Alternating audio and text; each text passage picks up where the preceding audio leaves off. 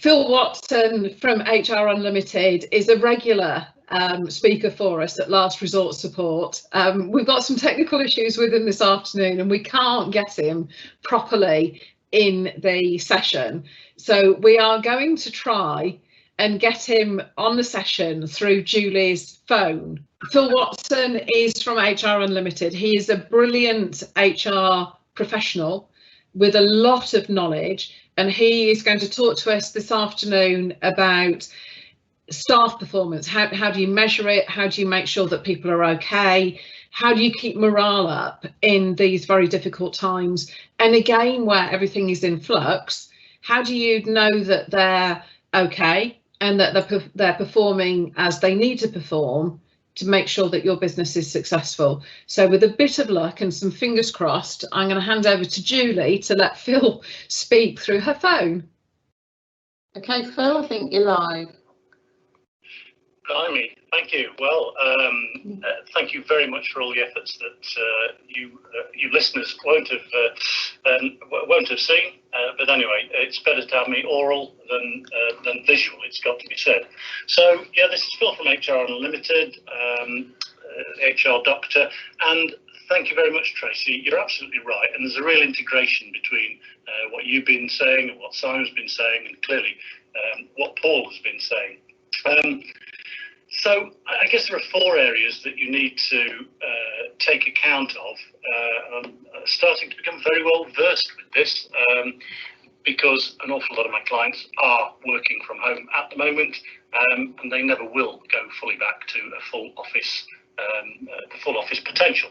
So those 4 areas are well-being of the individuals, the morale of the individuals, 2 slightly different subsets, and communication with the individuals. Let's start with well-being, because we're all under the cosh a little bit, I think, with the whole situation as it's been going on for almost 4 months, I guess now. So whether or not you've been directly affected in terms of your family's health, your mental health and your well-being will have been affected.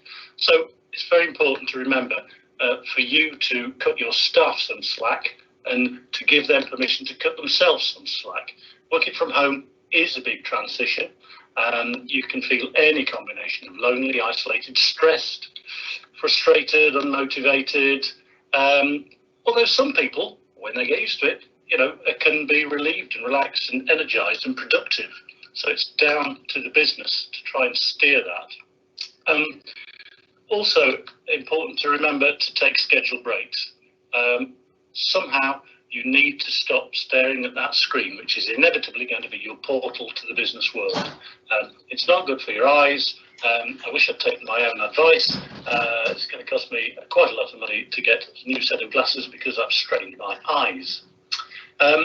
Protect your time. A concern that most managers of their staff have is that their employees working from home actually won't be doing that. They'll be binge watching Netflix. But the reality is that it's the opposite that's usually true. People work more from home because it's harder to leave work. You don't leave the door, get into your mode of transport, get to work, do your 8 hours or whatever, and come back. You're there all the time. So make sure that you protect your time. Similarly, if your children have gone back to school and you're one of the lucky few, then protect your workspace. You need to talk to family members about the hours that you're working from home and the ground rules during those hours. You need to assume that anything that can interrupt you will interrupt you. For me, it's usually a wine delivery, but I know that comes on alternate days, so I will always be expecting it. A scribbled note on the door would be quite useful. Do not disturb. Roadworks and ice cream vans. I've been suffering from both of those recently, and double glazing or not, I've used a white noise machine on my phone app, which really helps to take away that background distracting noise. It's not everybody's cup of tea, but it works for me because music is a distraction. So white noise worked. And finally, in terms of well-being, pay attention to the ergonomics. You probably don't have a professional desk at home. You may not have a professional office chair to the standard that you have in the office. you need to take account of that, and if the situation becomes more permanent, that will need to be addressed by the business. Moving on to morale, it's really, really, really critical to try and keep alive the company culture. Whatever you can do to keep things in alignment with the company culture, the office-based culture that you had, is important to do, because working remotely drastically changes interactions. It takes away much of the social capital that working in the workplace gave you. So there's a lot that you can do to make sure that little things you did in the office continue. Take time out for a coffee machine chat or a water cooler chat. If you're working from home, you won't be bumping into your colleagues in the hallways or in the cafe or by the coffee machine, so you won't have the same opportunity for chit chat and human connection. And it's vital that you maintain that in one way or another. Dress and groom professionally. I have to tell you, and it doesn't really matter because I'm not on video, I'm sitting here in a comfortable t-shirt. It's nothing else, mind, just a comfortable t-shirt, which is why it's jolly good that there's no video feed. But if it makes you feel more professional, then dress and groom professionally. Do not do it in your gym jams. I mean, that is absolutely ridiculous. It certainly would be for me because I don't own any. But do not work in your gym jams, because there's no divide between home and work then. Use videos, even if it's uncomfortable for you, to avoid feeling isolated. Use video technology. That can be Teams, that can be Zoom, it can be WebEx. There are many applications out there that you can use. But please do make sure that your team persevere with that and use it. It's an important social dimension. And I can't emphasise enough exactly what Maximity and Prism do, which is the one-to-one check-ins. Do not ignore the fact that you won't be bumping into people and saying hi and checking on the family and how's the dog. Just a 2-minute chat, a video call, or even a text message chain or a WhatsApp group for water cooler type chats is very, very useful. And ask for remote feedback. It's not just a nicety, how are you? These are the things that we just trot out and we're not really listening for an answer, are we? Well, guess what? When you can't see your teams, it's super important to make sure that you check on their remote situation and see how they're feeling, see how they're coping. Is there anything that you can do to help them? And I guess all of that is encompassed in communication, really. If you're tempted to over-communicate, having heard what I've just said, then that's not the biggest crime in the world.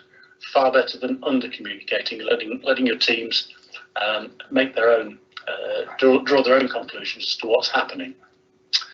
Make sure your team knows how they can reach you. Does it need to be on the official feed, or is there a back channel that they can use if they've got something that they don't particularly want to go through a group's Teams channel or perhaps the group WhatsApp channel? Make sure that you clarify expectations. Quite obviously, you still need to be setting targets. They may be marginally more relaxed, and certainly the time element of that may well be relaxed, but you've got a business to run and you've got to keep that business going so that they can come back to it at some stage. Make sure that you resolve issues quickly with a phone call. Emails are great, but if you triage your emails, as I do for all my clients, you may not actually get to an appropriate email until later on in the day. If a team member needs an instant response, they need an instant response. So encourage them to make a phone call when there is a really urgent time element to that.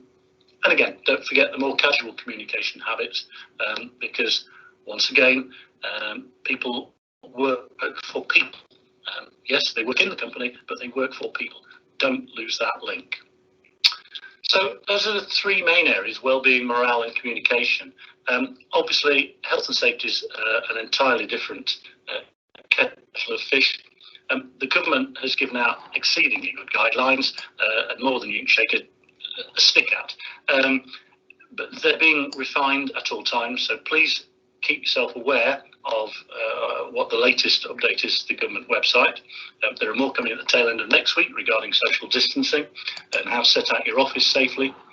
Remember that if you work within the government's 5 steps to working safely, if the worst happens and there is some transmission into the workplace or via the workplace, if you've done everything that the government has suggested to you, and it's not at all onerous, it just requires some thought and organisation, then pretty much the finger isn't going to be pointed at you for that transmission.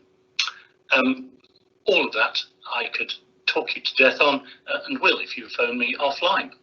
But all of that is the kind of sage advice that Maximity, the Prism, and all of the people that you've been listening to here can give you a lot of in-depth detail on.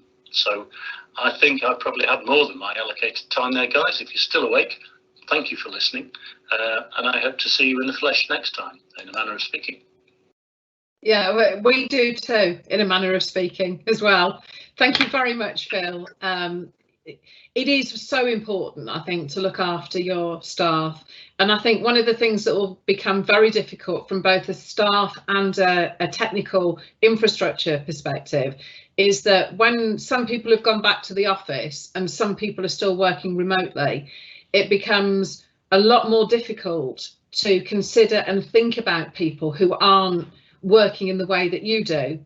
And it's very easy for people to get isolated and feel like they are left out of it because they're not in the office and because they're not there to hear those conversations. So technology really can help with that by taking some of those conversations digital, by keeping people in touch using Teams and Microsoft products and other products as well. But it is vital to do that.